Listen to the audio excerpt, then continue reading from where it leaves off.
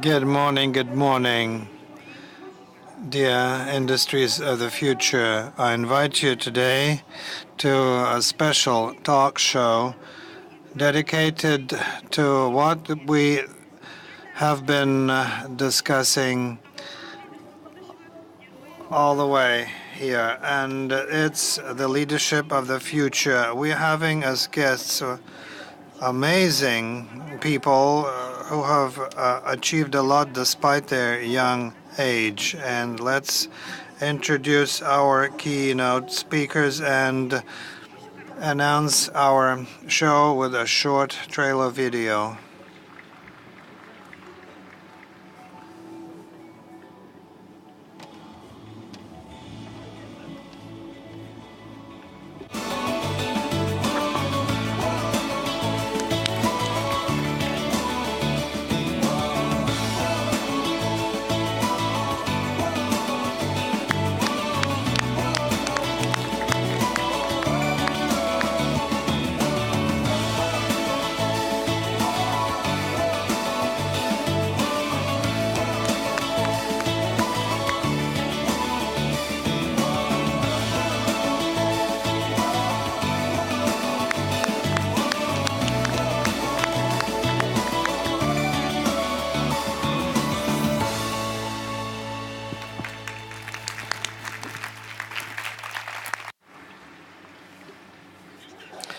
All right, let's begin.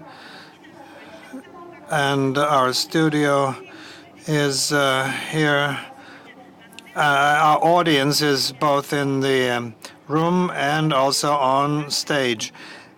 Dear friends, let's play a game. You've seen a video introducing all the speakers, but you may have heard about some of them. So let's try and guess who will be the first speaker to appear. We will tell you a few facts that are not obvious, but that will help you guess who the first guest will be. He is winner of the award Manager of the Year, speaks English, French, and Italian, has produced the movie Atomic Ivan, and has staged the opera Mermaid. He's married and father of 5 kids. Sergei Novikov. Welcome our special guest here.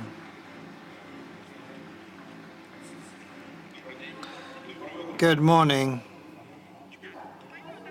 Apart from what I've said, Sergei also represents the presidential administration on the one hand, and on the other hand, the organizing committee of the World Festival. He is also chief and advisor of an educational group. Dear Sergei, we are discussing leadership of the future today. Leadership is important at any historical period. They often say that man changes history, but is it really one person or maybe a team of people or group of people? Talking of your vision of the future, your own dream about the future, what kind of leaders do we need, and what properties, what qualities are they supposed or expected to have? It's like an anthill. There are different leaders with different roles. Some have a vision showing where the world will be moving, and that's one of the tasks of the festival. You've seen a mirror wall in the corridor. On one side of it was full of quotation. One side of it was full of quotations from famous people who made statements about the future in the 16th to 19th century and were thought crazy by their contemporaries. But now we realize that what they predicted has come true. And I'll disclose a secret to you. We are very intensively monitoring what festival speakers are saying at festivals, and we have many people with their visions of the future. It seems that what they're saying is absolutely unrealistic, but who knows, maybe 50 years to a century from now, those forecasts will become a reality. That's one type of leader with vision. The other type of leader are those who do things and make things happen. For example, they build a cafeteria for 4,000 seats during the festival. We did not have such a big cafeteria during the Olympic Games that could seat 4,000 people at the same time. So we are beating Olympic records too, but it's all being done by people as well who work with their hands, and they're managers and practical people, but they are leaders too because they have teams behind them. Someone came up with the idea, someone implemented it, and then there are sofa or couch leaders that form opinions in the social networks and post or repost messages and paint everything green or black. But it's owing to them or through their eyes that we learn what is going on. So they are important too. Of course, they are opinion leaders. So for you, leaders are visionaries. They are doers of things and those who can deal with critical situations, and opinion leaders. So what type of leaders shall we need in the future for that future to be sustainable, happy, and of good quality? Of course, we will need all three types of leaders. Maybe there will be more types of leaders. I do not claim ultimate knowledge. We are not making a typology of leadership, but what came to my mind are the most important types for me. Okay, Sergey, the facts of your life mentioned characterize you as a very multifaceted or, as they say, multimodal person who can do several things at a time equally well and professionally. When you were small, what did you dream of? Did you dream of something to have or something else, and whether your have your dreams come true? Well, dreams are different at different ages, but I remember that about 11. I woke up in cold sweat, realizing that I had become a person responsible for a symphony orchestra and the soloists and the choir singing with it. So my heart was beating very fast when I woke up, but that dream did not come true, so I decided to opt for directing, because you plan and direct and rehearse everything in advance, and when everything finally happens, it's the least problematic day because nothing can be changed anymore.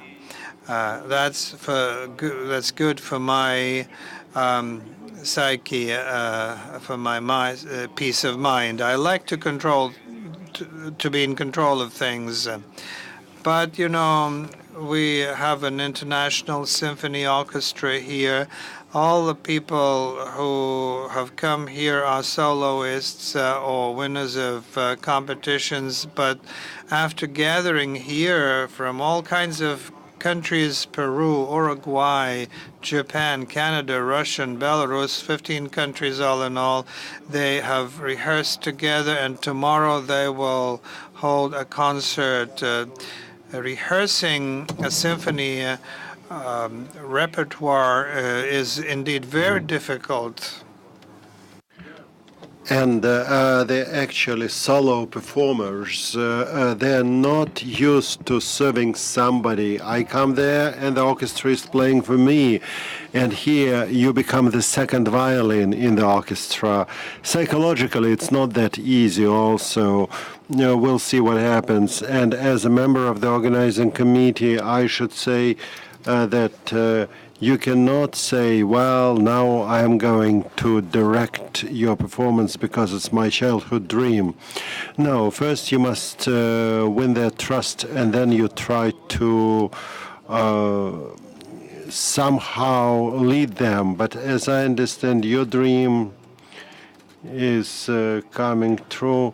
You look at Ivan Urgant, a TV anchor, and you say, he is not that great, I will be better. Well, but your dream now is coming true. Not exactly, but when you're talking about the director, the conductor, so conductor, this is the model of improvising management governance that we're talking about, and most of the organizations are striving to, because you cannot always guess something beforehand, and you must be ready that everything is going to be wrong, everything is going to be not according to the plan, and maybe it's the best possible model of leadership corresponding with your childhood dream, to be ready that everything is going to be wrong, but to be in charge, winning the trust.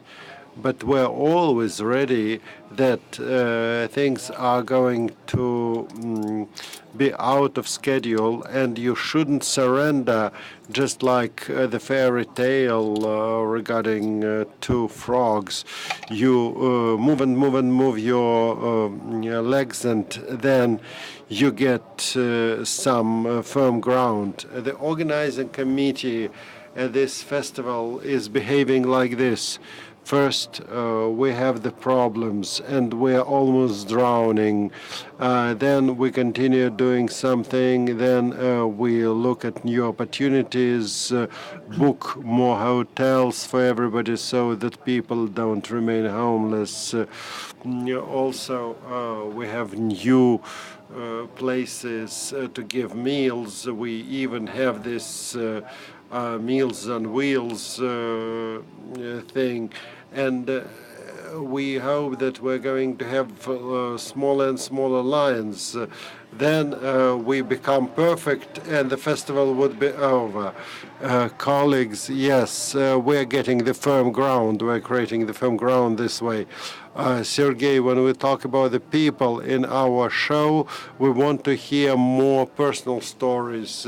And what are you proud of in your life, Ria? My children. Well, why do we live? We don't live to stay in the office till 1 a.m. We want our children to feel good. And most of the participants of our program, they voted for a number of values that became absolute values. We have the cloud of words every day, and huge word is human. And what you're, yes, children are also human, yes, sure, but the most important is to invest into our family, people that we want to leave here after us. This is our footprint on earth, and what we're going to be proud of, and what is real treasure for us. And in the situation when people are talking about digitalization, digital economy, robots substituting humans, if you imagine that all that becomes true, and people just don't have to do some routine tasks. Well, in 10 years, when the robots relieve you of the routine, what are you going to do? I don't really understand. Robots are going to clean my teeth. If you prefer, you can find such a robot, I'm sure. No, I believe that a person can get rid of routine every single moment. A lot depends on you, your direction in life. You can go to the vegetable garden and you can spend the whole day here in the vegetable garden. Actually, this is the routine that makes you calm down. It's much, much better for you. Or maybe you want to go to the space, discover new horizons, but at some moment you'll have to get to the room, remain alone, think a little bit, because I remember that once in Intel headquarters, I saw the relaxation room for the people who work there. That's a huge space with some computer games, the consoles. So when they relax, they just play using those consoles, and they try to forget about all the problems that exist. We'll think about such relaxation rooms. We have this Rostelecom zone room. Yes, you can play. You can even have a competition. While we have something for the competition, they might have some free time closer to the middle of the night. Maybe the final question, although it's a lot of fun talking to you, you have other interesting people. Yes, we have other interesting speakers. Tell us, please. Very often people talk about success. What is success for you, and what ingredients in the formula of success by Sergei Novikov? I don't have any ingredients. I have to tell you one thing. You should continue your studies, especially in our world. You have to train your brain all the time. By the way, one opera singer, baritone, he said, I'm 70 years old and I learn new roles. Why should he learn? But he says, I don't want my brain to become fat. He is 70 years old, and he is not thinking maybe about Covent Garden, although he is a great baritone. He is well recognized in Russia, but in order to be in shape, and I'm dealing with foreign languages like this. I studied Romance languages, and then I a lot of similar things. I decided to study Turkish. That's when I worked in Rosatom, and they had Akkuyu nuclear power plant project. It clears. Anybody from Turkey here?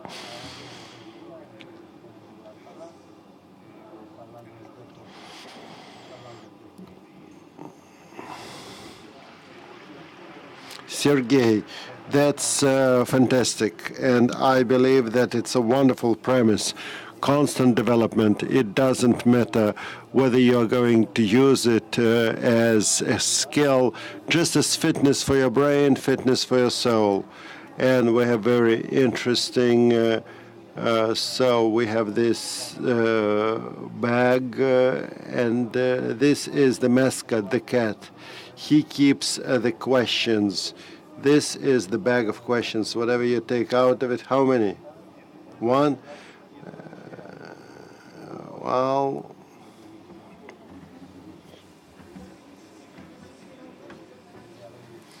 immortality through artificial intelligence, is it possible? It seems to me that it's quite evident that it's possible. I remember somebody told me that when you have foresight sessions, you say that whatever a human being can imagine is possible. I believe it's a cool slogan. And this is the slogan to conduct your work. I would like to thank all of you. I'm really surprised that so early in the morning we have the room full of people. It's really great that we have several hundred events every day, but every morning you go to the discussion educational program. And I hope that you're going to have a good festival. Well, thank you so much. That's from us. Thank you. That was Sergei Novikov. And we continue meeting our guests, and every story is going to be amazing and inspiring. And you're going to have to guess the next speaker. This person is one in the Forbes list, 30 under 30. So the 30 best ones, the key entrepreneurs, innovators, and people that change the rules of the game. This person was part of the research group in the framework of the project Mars Desert Research Station. This person has 2 degrees, master's degrees in aerospace technology, is outlining drones to save people at the times of war and times of peace. And he was awarded MIT Prize and is creating new cosmetic products for cosmonauts and astronauts. This person believes that discipline and innovations part of every day of my life. Yes, Chiara Kokiara. Welcome, Chiara Kokiara.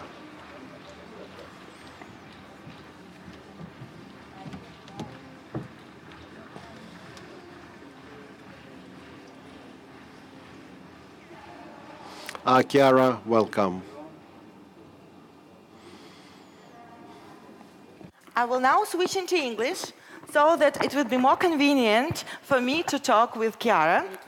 And then I will ask all the Russian participants to use the translation. So, Chiara, welcome to Russia. It's your first time in Russia, right? Very first time. Okay, how do you find it? It's amazing.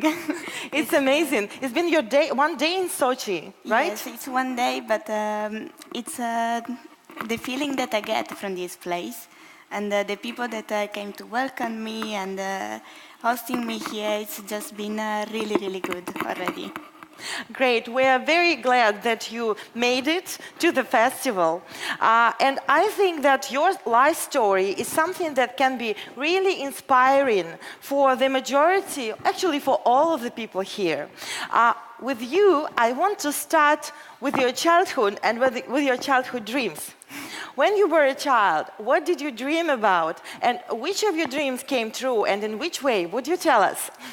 So everything started when I was about 5-6 years old, and I had the dream, like most of the people, I think, that I wanted to be an astronaut. And I remember that when I was talking to my teachers with the typical question, what you want to be? Then everyone was laughing at me, like, okay, now seriously, what you want to be? I say, yes, I want to be an astronaut. And the thing is that this kept growing in me.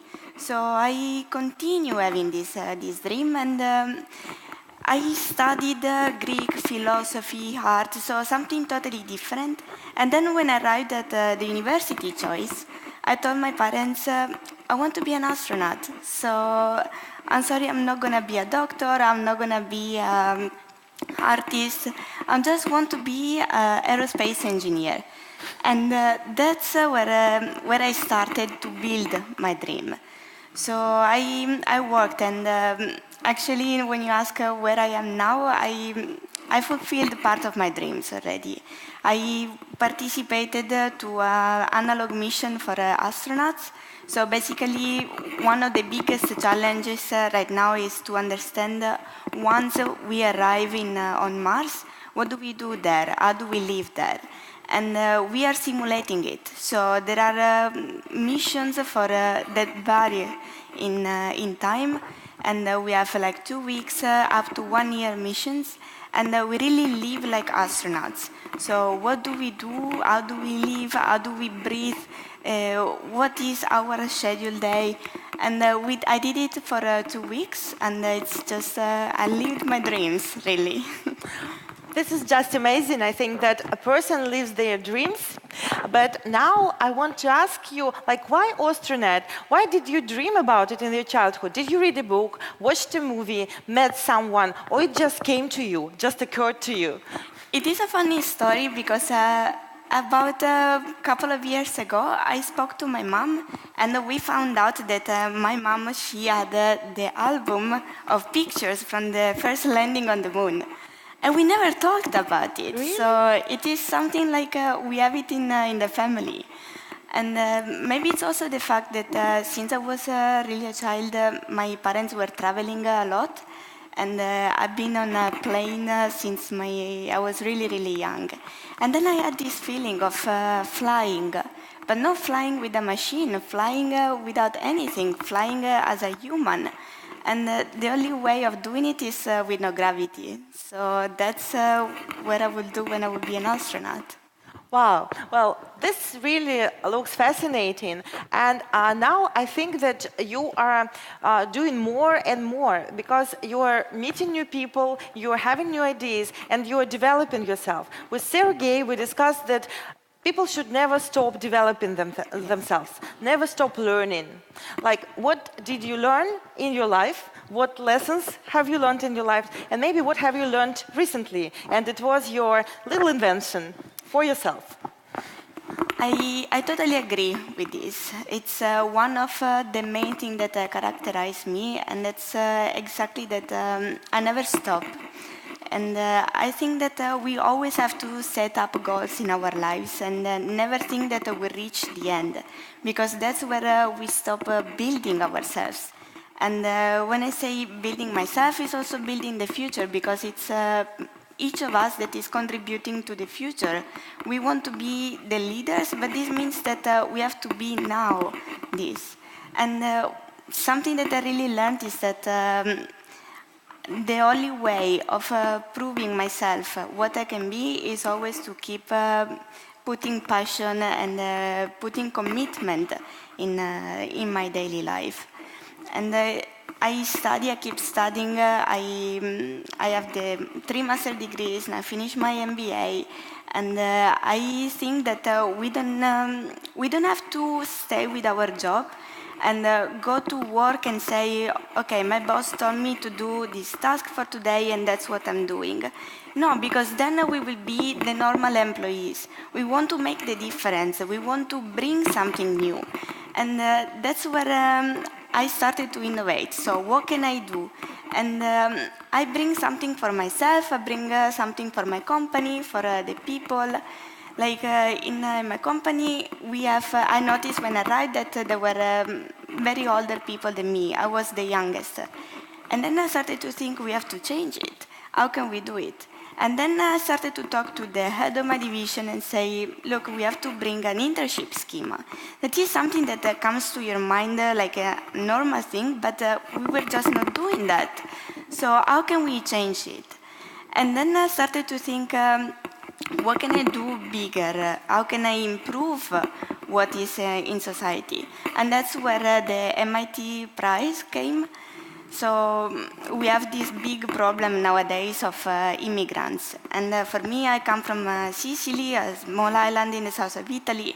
And we have a very big problem. So we have people dying, boats that crash. And I found it crazy that we were going to save people with torches in the night. How can you look for bodies in this very difficult situation? And then I started to think, okay, I'm an engineer. What can I bring in society? So try to bring the two things together. So what can I bring and what is the need? And that is where you can contribute to society. Well, that's fantastic. Well, I will ask you a question that I try to ask every person here who is our guest. What's your formula for success, and what do you think is important for a real leader in the future? The formula to success, at least for what is for me, it consists of two very little things, and it's passion and commitment. So I believe that we can all be successful somehow in our daily jobs, but for bringing something important, you have to do what you like to do. So I teach at universities, and I always tell people that are about to start a job, I say, look, you are an engineer and you have plenty of opportunities in front of you. But what type of engineer? Ну, каким ты хочешь быть инженером?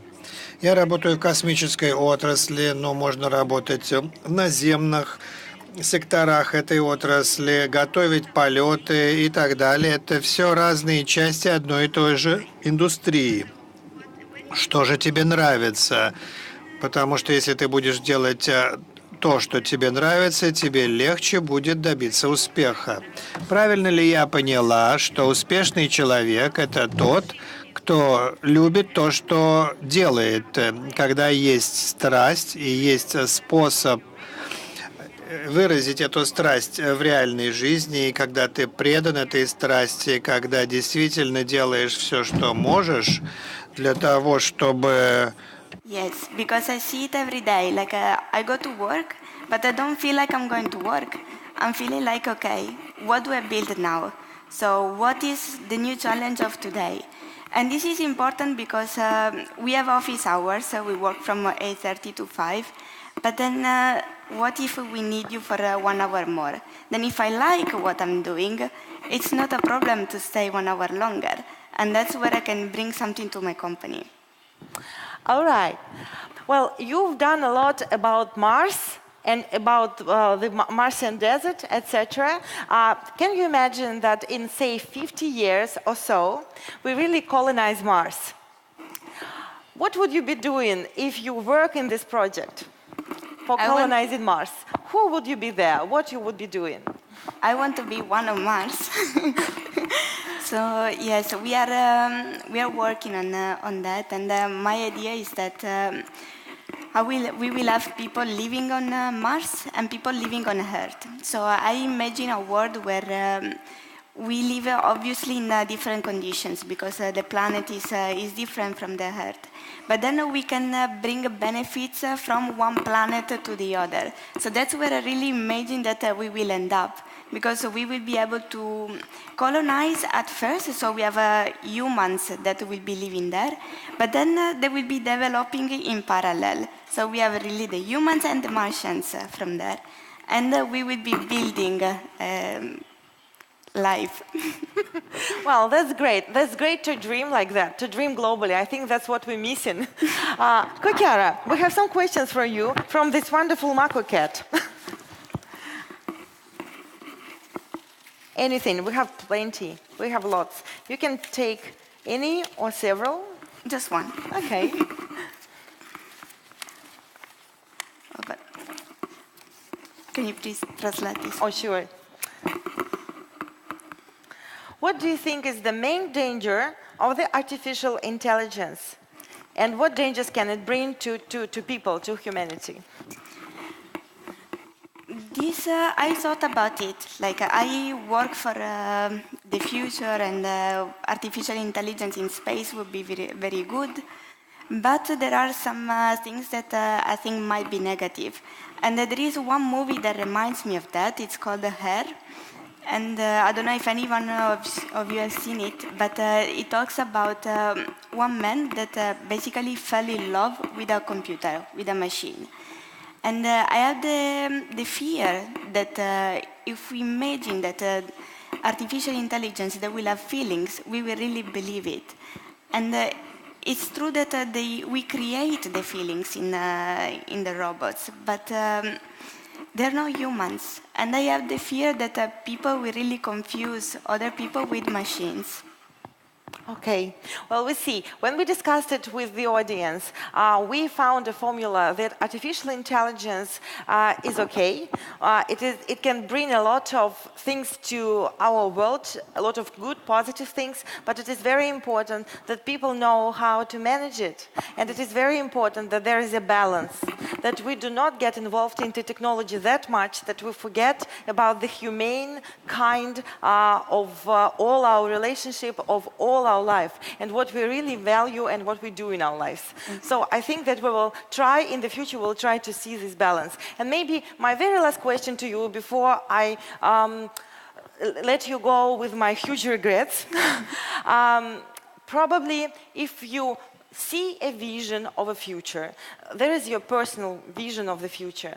What future do you see as the ideal one that we would like to live and see ourselves in? Your personal vision of the future. What I wish, speaking of artificial intelligence, is that we will be able to build systems that can multiply our intelligence. When I talk about this, I think about the computers. So it's true that we are able to make calculations with our minds, but computers simplify that for us. We are able to make them quicker. So that's where I envision the perfect future talking about this, with the machines that will be able to help our lives, to simplify our lives, but we will still be the owner of it. Okay, well, thank you. That Thank was you. Chiara Cochiaro with us. Thank you. Thank you.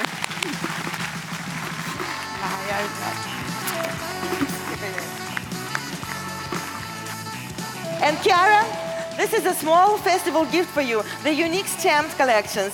I think that you will remember about the festival and your time here. I will. Bye.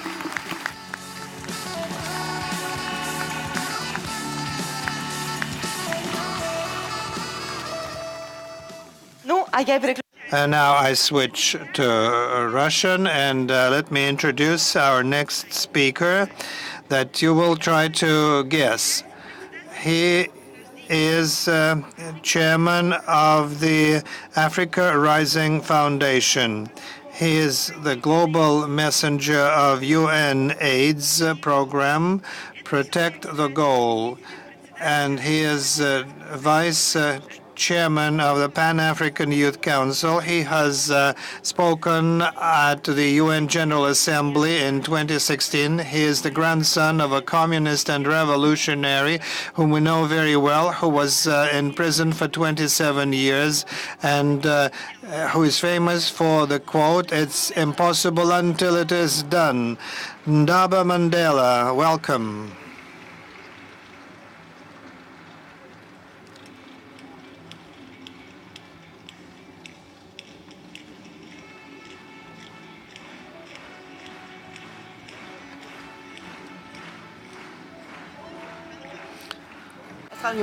Bye. Thank you. All right, Ndaba. So it's a magnificent chance that we have you here at the World Festival of Youth and Students, which is the 19th, right? And it is in Sochi. Is it your first time to Russia? No, it's not my first time to Russia, but it's my first time to Sochi. And I really love being here. It's an awesome, beautiful city. Привет, Sochi. Привет, Ndaba. All right, that's great. Well, today we're talking, as you noticed, about the leadership of the future. What is the leader of the future for you, in your view, and what do you think is very important for a leader to have to lead our planet to a happier life? I think it's very important for a leader to have a vision, to understand where they want to take their people. And like my sister before me has said, it's very important also to have passion and dedication. If you don't have passion and dedication for what you do, you will not really be able to excel and become the best person you can be in that particular job. sincerity of purpose, I think those are the real key elements of a leader. Somebody who wants to be able to take people to the next level and to be able to really take care of their people. Those are the most important things for me. Do you think that people get this leadership when they understand their initiative and their responsibility? Or when they see some examples of good leaders in their lives, in their family lives, in their public lives, their teachers maybe? How does it happen that a person starts leading others? Well, of course, I mean, there's different theories as to whether leaders are born or leaders are made. I think it's a bit of a combination. Of course, when I look at many families around the world who come from families of leadership, when you look at their kids, it's really a bit of both. So if I look at myself, for example, I was very lucky to have moved in with my grandfather at the age of about 13. And I was able to obviously observe and watch how he really led his people and how he commanded in his job. So he actually inspired me to become that kind of a leader. But one of the most important things I learned from my grandfather is also that you need to have a real, not passion, but compassion for people. My grandfather, you can imagine we had visitors from Michael Jackson, Fidel Castro, you name it. Yes. But he treated those people the very same way he treated the lady who cooks in the house and the gentleman who does the garden. So it's very important that when you want to lead people, that you're leading them with integrity, and you're leading them with a real sense of love because you care for the people and you want to add value in people's lives. It's not just about you all the time. It's actually about creating a better world for the people that you are leading. Well, this is fantastic because I think that passion and compassion go together. And that's what you mentioned, is that you care about other people and about other people's needs. And you don't make it up for them. You see the needs and you try to help them. If you follow your formula of leadership that you mentioned, what in your personal life and your personal example have you already done that you're proud of? Well, we have a foundation called Africa Rising, and every year we have our Nelson Mandela Day initiative. So Nelson Mandela Day, for those who don't know, it's a day in which we celebrate our grandfather's birthday, which is the 18th of July. Oh. And the basic idea behind it is that, Nelson Mandela dedicated 67 years of his life to doing public service, so that we as ordinary citizens should try to dedicate 67 minutes of our day to doing community service. And so our organization over the past 3 years have done different activities in the village.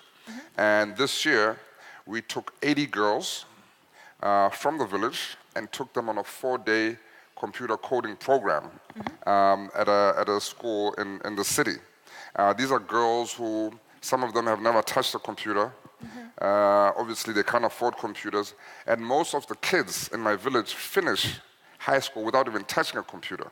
Wow. And so, we were able to build confidence in these young girls and also give them practical skills that they can use and go out there in the world. For example, they were able to now create websites. They were able to do basic sort of instructions on robotics. They had robots. We had a company from LA, Red Flight Mobile, as well as Oracle, computer programming as well, company that came down to our village to teach the young girls. So we had to obviously work with corporations to sponsor the program, sponsor different aspects for the people from LA to come down. So this was a very sort of proud moment for us that we're able to do this year. And though we do different ones, so last year we had a program on agriculture. As you know, food inflation in my country has, I think it was 10% last year. So it's become increasingly difficult for poor people to actually afford food. And so we partnered with a corporation as well as the government to basically get corporates to donate tins of seeds that then the government distributes to rural households to obviously have household gardens. So we are fighting food security.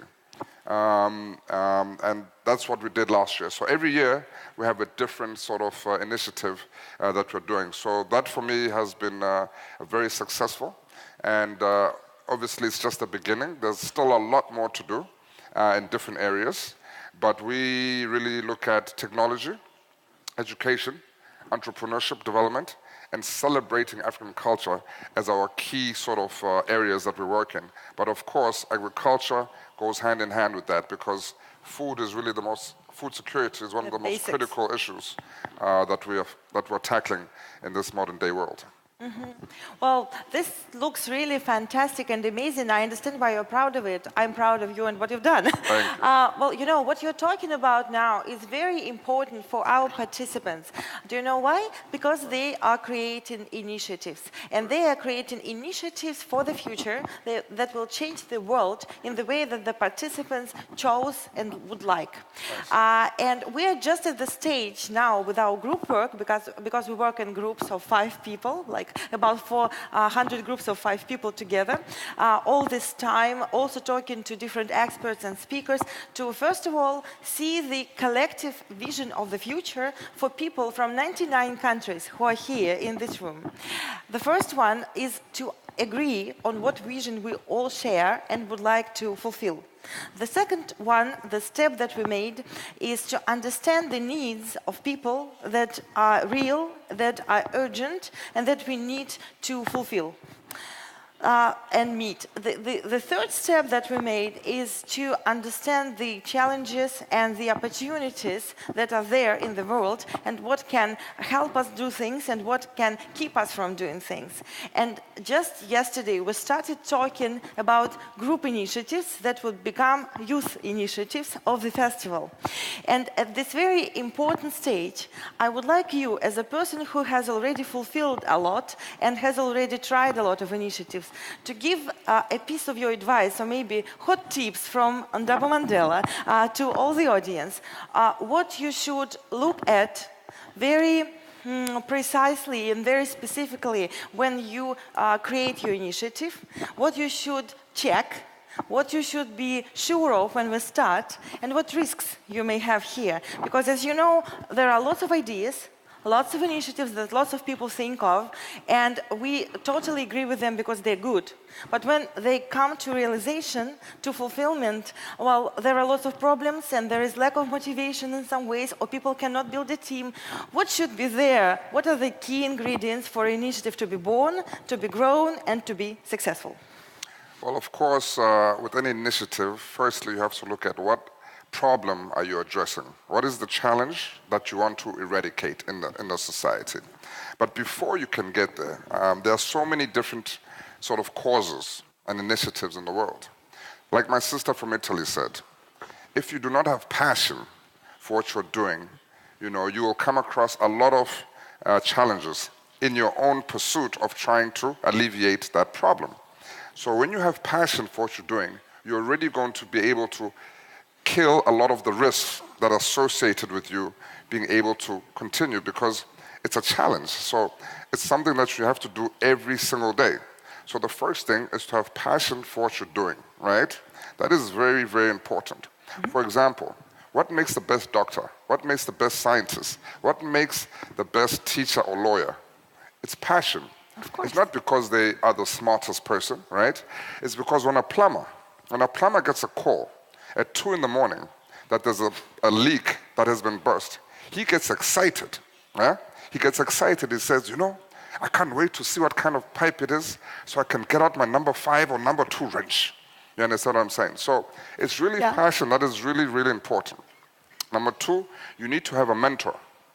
You need to have somebody that has already the experience. It doesn't have to be necessarily in that specific field, but somebody who has achieved much more than you, a senior person who can take time to mentor you. So when you have questions, when you come across hurdles, he will be able to say, okay, these are the number of different ways you can actually circumvent this situation. So a mentor is somebody very important, somebody that believes in you, somebody that believes in your dreams. That is very important as well. And supports you here. Yeah, that is very key. And I think, to be honest with you, you have to obviously put in the time.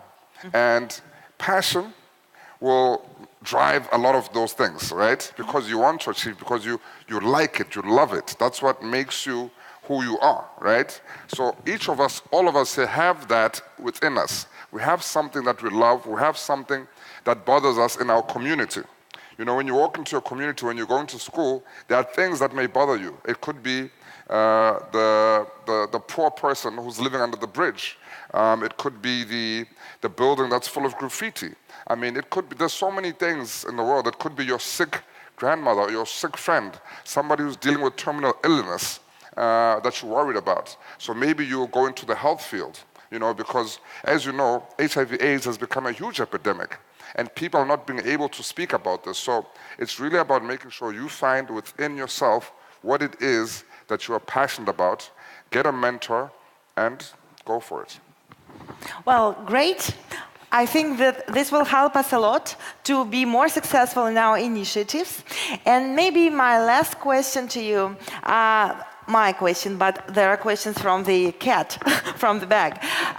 Well, when you were a kid, did you have a very, very secret dream that maybe came true or maybe didn't come true in your life? But what did you dream about? Do you remember?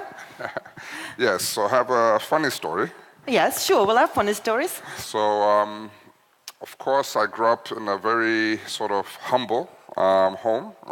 Not poor, but humble. And so my parents told me that we're going to visit my grandfather in jail. And I had a very typical image of what jail was be like, you know, concrete bars, with policemen everywhere, with dogs everywhere, very strict, you know. But when we got there, I didn't understand that my grandfather was a political prisoner and he was already being set up to be released. So when we got there, it was a beautiful house. It was a house more beautiful than the house I lived in. And you decided to stay? And they had a swimming pool. I did not have a swimming pool. They had a VCR at the time. I did not have a VCR at the time. There was a chef and everything. We had a beautiful meal. We even watched The Never-Ending Story. So that was really the first time as a young person I had an idea of what I wanted to be. I said, when I grow up, I want to go to jail. Did your dream come true? Or you're approaching it? Of course, I mean, that's not the place that we want to be. Well, but that's a really funny story, but at the same time, you know, I think it's a good illustration of what we perceive, what we see in our mind, and what happens really in our lives. Yeah. I think we all experienced it at different stages of our lives, thinking of something completely differently and having some judgment before we really understand what it is. Yes. Well, Daba, we have our Mako cat who is trying to escape. All right, lots of questions. Okay. Dig deeper. I'm digging. All right. It's in Russian? Yes. I will help you.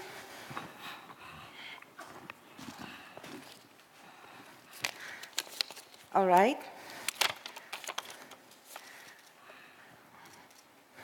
Should a leader be deprived of emotions and experiencing no emotions at all to be effective? Or the humane side of the leader should always stay with him? The question means that you need to take decisions, you need to act, you need to do something as a leader, sometimes disregard your emotions. Do leaders have right for emotions? Well, I think it is very important for a leader to have emotional intelligence. I think it's very important for somebody to be in touch with their emotions because that will make a better human being. You know, one of the things that is happening in this world is that we are looking at people with, you know, prejudiced eyes, with bigotry, and we need to get rid of that. We need to make sure that when we address a situation, we address it knowing and understanding everything that's involved, from whether it's 2 sides or 3 sides that are involved, right? You cannot deal with the situation like you're not a human being, because we are human beings. We are emotional. You have to embrace your emotions. And I think that is how Nelson Mandela, he went to jail, right? He went to jail for 27 years for fighting for his rights. He came out of jail, and he was not emotional, right? Or maybe he had emotional intelligence to understand, where do I want to take this country? Where do I see it moving in the future, right? And I want to create a peaceful world, and so therefore I will not automatically use my sort of impulse, which is getting revenge, right? Everybody we are angry, we want revenge, we want to hit back at the enemy. No. Let us use our emotional intelligence and say, if we do that, we're going to continue the cycle of violence. How do we break the cycle of violence? How do we create a new, peaceful, and prosperous world?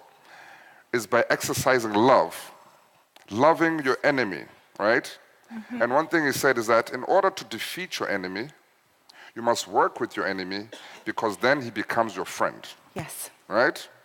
So he uses emotional intelligence to inspire people, to even inspire his enemies to want to actually create peace with them and make them understand that peace, you will be able to achieve a lot more progress and prosperity than if you're using your opposite, which is hate.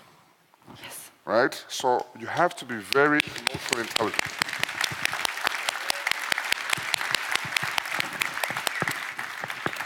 Well, thank you. I think this is the best answer we could ever hear, and it's been an incredible pleasure to talk to you. Thank you very much. Thank you. All right, thank you. And I want to remind our young people out there to open up their hearts. We're here with the whole world, and to make sure that they use protection when they're making love. Right? Of course, we should exercise love, but with protection and responsibility for future generations. Yes. Daba, this is for you? Yeah, okay. Thank you. Thank you so much. Remember our festival, please. Thank you. Спасибо.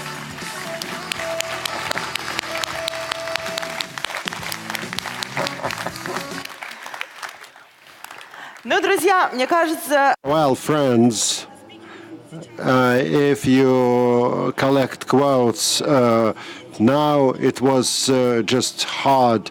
You had to write down everything. And it's great pleasure, great happiness to meet people with such vision. Well, make love. That's the most wonderful advice. And now the next speaker. This person is the founder of the innovative, socially responsible business, Smart Clothes for Yoga, out of processed plastic, speaks Russian, English, Japanese, and this person studied in Russia, in China, also master's degree in Sciences Po Paris. And this person also is an analyst and the author in the Analytical Center Observer of French-Russian Chamber of Commerce and Industry. Oksana Salamacha, welcome.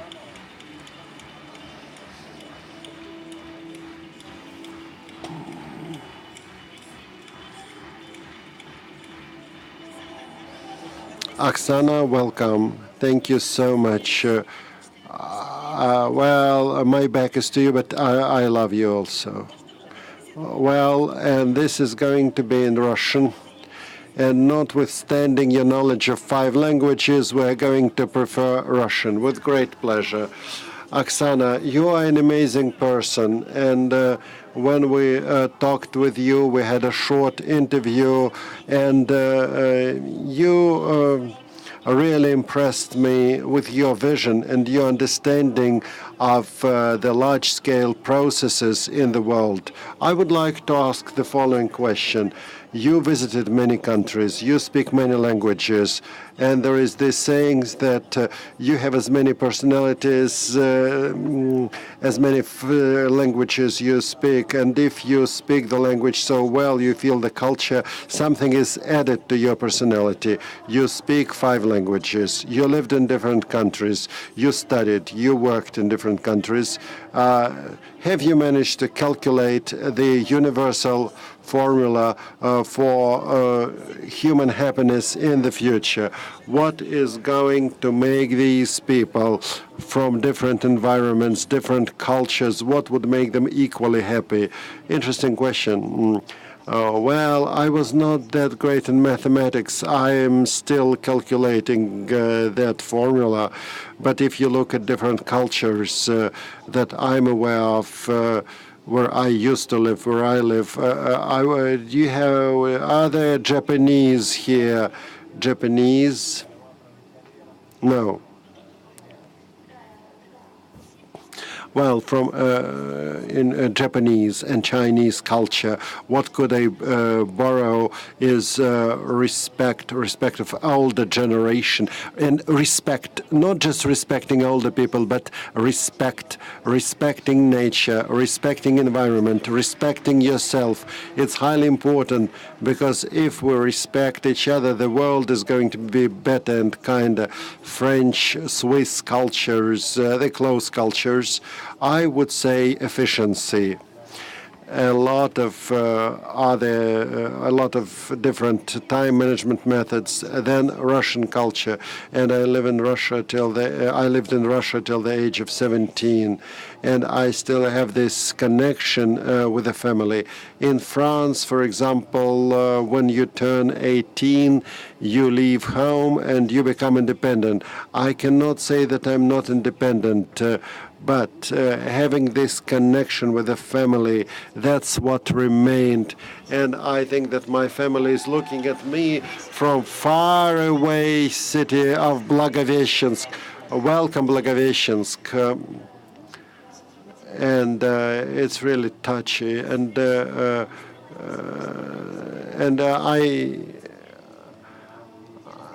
haven't been living here for 12 years, but my sister lives in China, and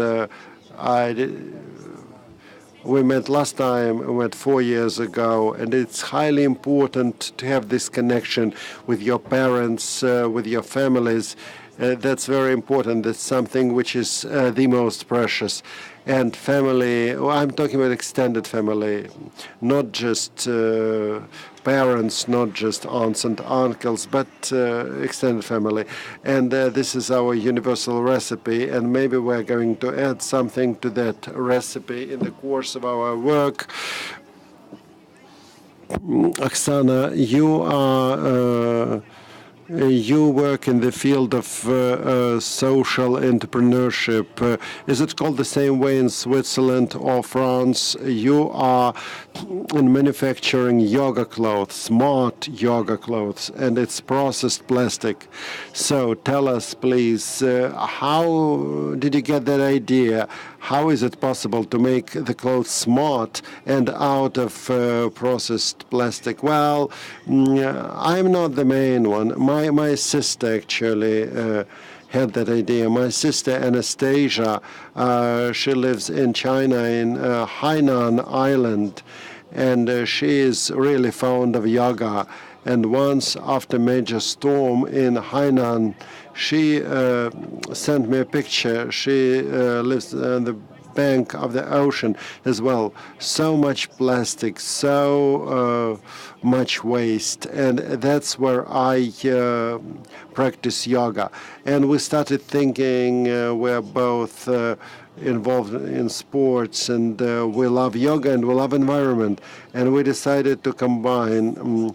And we talked about passion here, and we wanted to combine these two things. And we have this series of clothing, line of clothing, and we have more than 30 ambassadors all over the world who help us to promote this idea. You called it business. It's difficult to call it business because it's not exactly business. It's not exactly hobby. It's passion, and it's one of the missions, or it's how does it happen? Yes, a round of applause, please. How does it happen technologically? You collect plastic bottles, and your ambassadors also help us to clean the planet. We collect plastic, and then regarding technology, Anastasia, my sister, can tell you more about it, but what happens? The plastic is collected, the labels are removed, then there is a high temperature and you melt it all, and you get something which is similar to the tooth thread. And we have designers from Belgorod help us a lot, also girls involved in yoga, and they make this fabric. And is it smart clothes because it's made of processed plastic, or is there any other smart component? Well, the main smart characteristic is the fact that it's made of plastic. Oksana, and I'm always asking our guests about childhood dreams. Did you have any special childhood dreams, and what came true, what didn't come? Well, I'm not sure whether it was special or not very special. And actually, I was born and raised in Blagoveshchensk, and China is real close. And we lived real close to the border with China. And this signal, there was interference from China, and I couldn't watch TV or listen to the radio in Russian. Everything was in Chinese. And I listened to the radio, and I told my mother, I said, well, I would love to understand it all. And that day came, and much faster. I was really happy to understand this foreign language, and I wanted to be this bridge between China and Russia, and China and Europe. I wanted to be a simultaneous interpreter, and I translate a lot. I wanted to be this link among the countries so that Russia could be understood much better abroad. Does it work? Yeah, it works quite well. Well, to some extent, each of us is the carrier of the brand of our territory where we were born. And this is something that stays with us forever. And it's great if you implement this mission. And I hope that our participants at the festival are going to do the same. They are the best representatives of their countries, and they show the advantages and the opportunities available in every culture. It's highly important to understand this cultural identity because we must understand what can each and every culture bring into this dialogue. And when we're discussing dialogue of cultures, leaders of the future, what is leaders of the future for you? Well, we discussed the features of different leaders. There are lots of different characteristics, and I'm coming back to Oriental culture. We're talking about the vision, the mission in life, and in Japan they have this notion of ikigai. Ikigai, you cannot translate this word. Iki is life and gai is sense. So that's something which allows you to wake up in the morning and do something just wonderful during the day. And when you have this mission in your life, you can have different projects. There could be different stages, but the mission itself. And again, I'm going to give this yoga example. In yoga, in order to concentrate, you have this drishti, equilibrium, balance point. It's not, it's right in front of you. It's not too high, it's not too low, because if you try to look at something which is blinking or not clear, you won't be able to have the balance. So to find this special balancing point in your life where your passion, your love, your talent are concentrated, which makes you just wonder about something in the middle of the night, or makes you wake up in the morning happily. Well, what's also important is to be real curious. You shouldn't be a know-all, but you should be open to new knowledge, new cultures. That's what brought me from Blagoveshchensk to China, then to France, then to Switzerland. Openness to new cultures. In 2 hours, I have a plane, and I have to go to Turkey. I have a volunteer project there, and guys, you will be interested in this project, Sun Surfers Association. So it's a healthy way of life, yoga, meditation.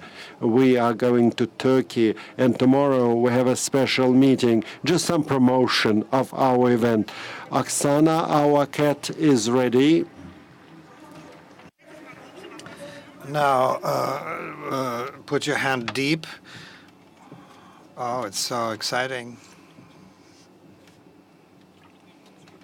Can I change it?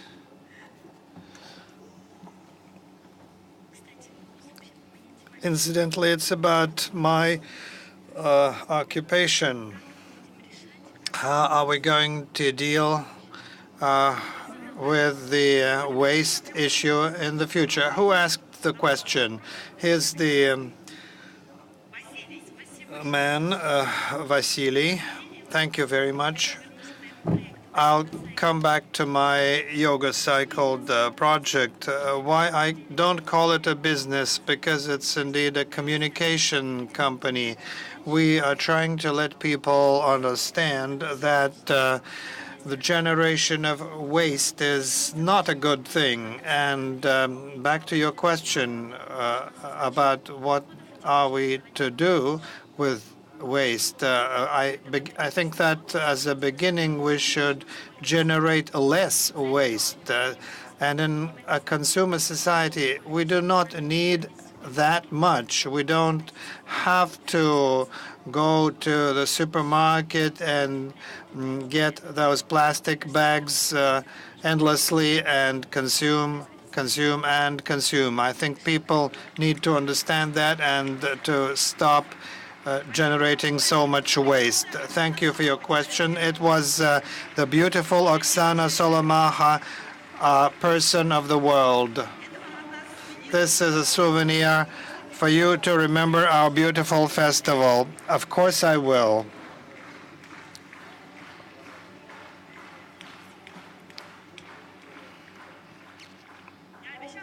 I promised a cascade of the most interesting stories. I think I'm keeping my promise.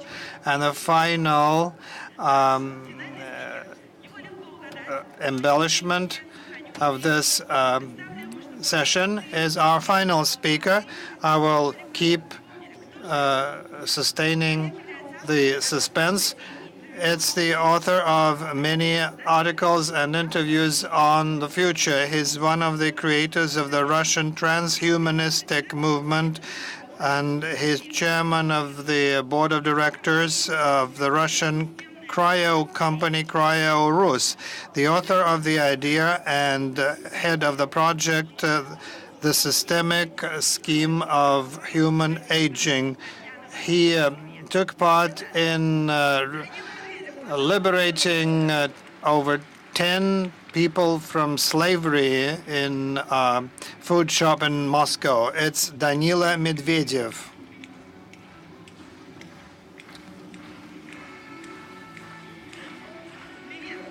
Hi. Take a seat. All right, Danila.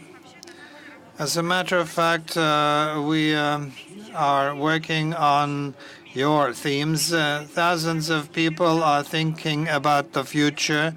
They are people from virtually all UN countries. They have come together to Sochi to create a collective vision of the future. But as a professional futurologist, what do you think is important to understand when we plan for the future? In the first place, you need to realize that projecting the future is a lot more complicated than it seems, and we underestimate it. You might think that it's enough to listen to Gref or myself and then extrapolate the trends to see what will happen 10 years from now. As a matter of fact, it's not so. Human history has been complicated, and future history is even more complicated. There are no simple laws that will help you know what will happen in 10 to 15 or 50 or 100 years. So many people who speak about the future do not really realize a lot about it. When I entered into futurology 10 to 12 years ago, I did not have a very clear idea. I was making optimistic presentations about drones, about immortality and cryonics, but as I realized how technological progress was working, I realized that it was not that simple, and it is not enough to just dream of some nice future, but it is important to set ourselves the task of what we would like to see and build in that future. I do not like talking about things before they are done, but there are certain nice things. For example, yesterday we arranged for the launch into manufacture of a surrogate vision device. Last year I met with the president of the Russian Society of the Blind, so the plans are there not only for the dead to come to life, but also for the blind to see and for the paralyzed to walk. Now, talking of dreaming, I did not have any traditional dreams in my childhood, but when I grew up, I realized that I could invent certain things and then make them. And sometimes I provoked the universe with some very contorted and unusual desires, and they came true. There's a list of biblical wonders, and I would like to perform those miracles too. There's the list of Nobel Prizes. I want to win them all and have them in my collection. I think that if you dream, then it's my way of dreaming. Of course, one should dream globally.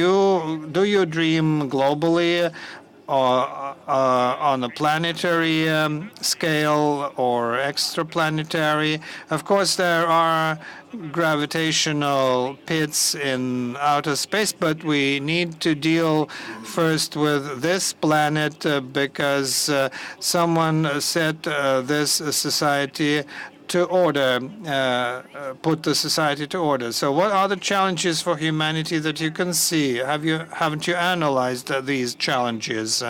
Challenge number one is that about once every 100 years or 200 years, there's some serious space catastrophe taking place, like a solar burst or an asteroid falling on Earth. Something very serious is going to happen in the 21st century.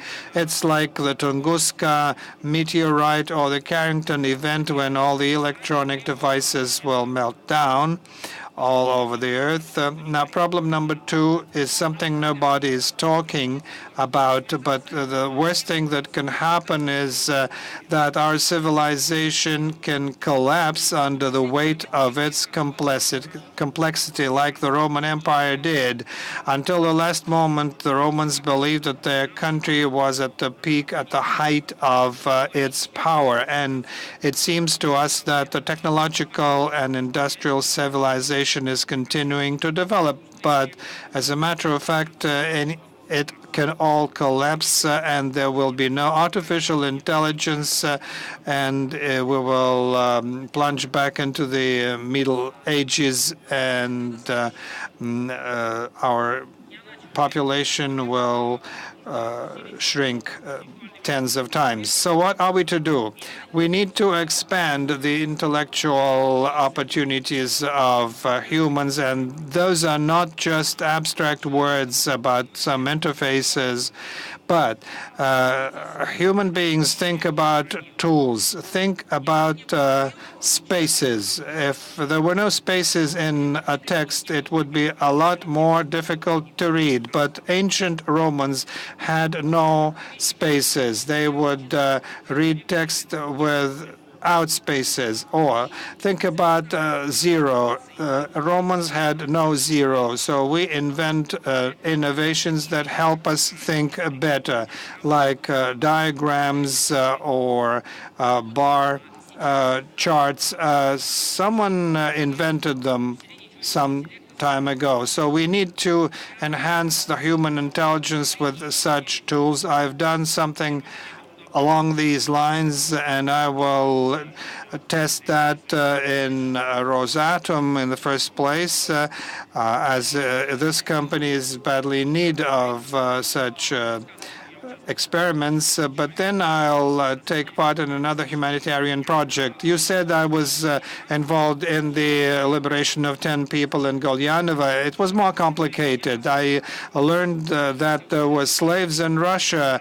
I realized that I had to do something about it. I told my friends, well, they take people to Dagestan to brick plants and keep them as slaves there, and we need to do something about it. And another crazy man like myself told me we need to go to Dagestan and deal with it there. And owing to this response, we were able to create an organization entitled Alternative, which is the world's only organization liberating people from slavery. They just forcibly go and save people, and more than 1,000 people have been saved and rescued in Russia and in some other countries like Cyprus, and using an artificial intelligence program. I would like to help the international community, the United Nations, to help liberate the 20 million people who are enslaved. And we could organize their liberation within 5 to 10 years, and later we could build a utopia. And I have a serious desire, 20 to 30 years from now, to make the world very good for our human standards. So what kind of utopia is it? We are very interested in your vision of a world we would like to see. Well, there should be nothing bad in utopia. There should be no waste, no environmental problems, no death, no aging, no psychic problems, no industrial catastrophes. And in that utopia, what we would like to see a system of global management so that people who like it to become smarter and who like to manage the development of our planet could safely move toward post-humanity to combine intelligence into a system and then gradually go beyond the solar system, not as humans, but as something bigger. Well, utopia, it will be a human paradise where there will be waterfalls, trees and grass in cities with deer walking around streets. Everything would be clean. Everyone would be healthy and would be doing creative work. But then it will be over because any utopia may become boring and we will need to get something more than humans. Now there's a lot of discussion about human or artificial intelligence. Artificial intelligence is not what we need. We don't need smart servants. We need to become super potent ourselves, and artificial intelligence won't help us there. Now my final question, for that post-humanity where superhumans will live, what kind of leadership will be needed? Leadership has been overvalued. What is needed more are not leaders that want to lead others or expand their resumes, but people who can see substantial and significant objectives and are ready to sacrifice all their ambition, all their desire for leadership on the altar of that vision. And we need not so much leaders as people who are ready to work hard. The more serious tasks I set myself, the more I have to sacrifice, because leadership is not just a free lunch. It's not being in the limelight and being paid for giving interviews. Incidentally, I came here for no money, but that's an indication of your true leadership. Well, what is true leadership? I have appeared a lot on television, and one June personality, a woman, decided that she was my wife and began to write me messages in the social networks. That's your payment for leadership.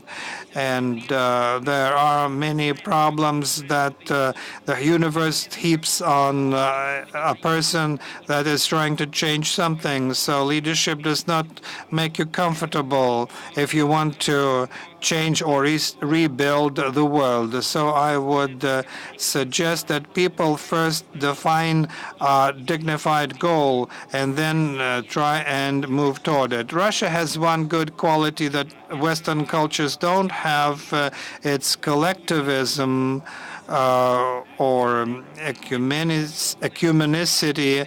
It's the ability to put your own ambition away and to realize that your common objective is more important. This is what helps me stay in Russia rather than move to Switzerland or elsewhere, because I can see it with my own eyes. Well, excellent. Thank you. And now leadership is about self-sacrifice, and going out of the comfort zone is something we're going to think about. But now try your luck with the questions. You've taken out too many, I'm afraid. A beautiful question. It's like an artificial intelligence at work. How do you combine your community service with personal and family life? A beautiful question. It's difficult because if an individual puts his or her family and family relations first, it's difficult, but the theory of developing a creative personality by Altshuler teaches that you need to put the worthy goal in the first place rather than your family. You should remember about that goal, even if your family are ill or in prison. My partner in my life is a person with whom I need to move forward and to achieve the objectives I set. If I want to give immortality to humankind, then my closest person whom I'm going to love is my assistant and partner and compatriot in arms. Well, the personal comfort is number two. And of course, it leads to certain conflicts and problems. And Altshuler is making this recommendation for the boys not to be involved with the women and the women not to be involved with the boys. And it's very rarely that you find a wife like Pierre Curie found. And, well, if you decided to save the world, don't hope to have also family happiness, singularity. Well, so your service is your vision. Thank you, Danila, wonderful futurologist, Danila Medvedev. And so these are the stamps, anniversary stamps from us.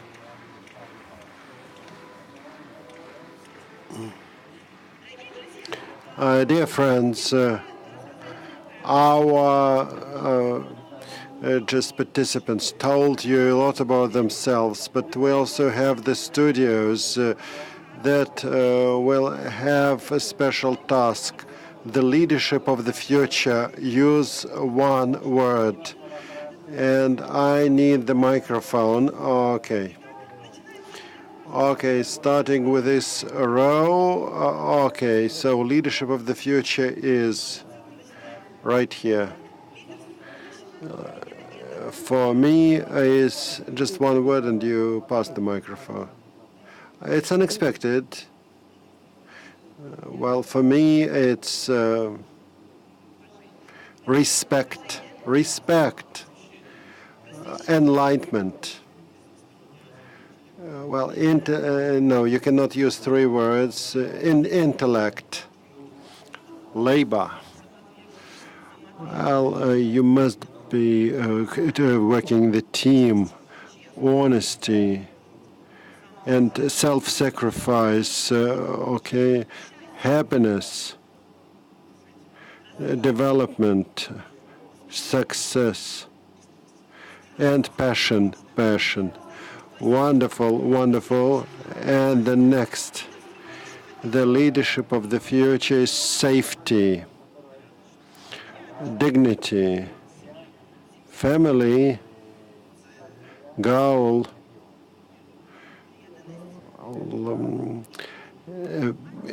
making somebody human, accessibility, communication, multimodality, great, resilience, human being, respect, technologies. So our formula of the future is there. Now we have to mix it all in the right proportions, friends. We had early morning show, and we all enjoyed it so much. Welcome, welcome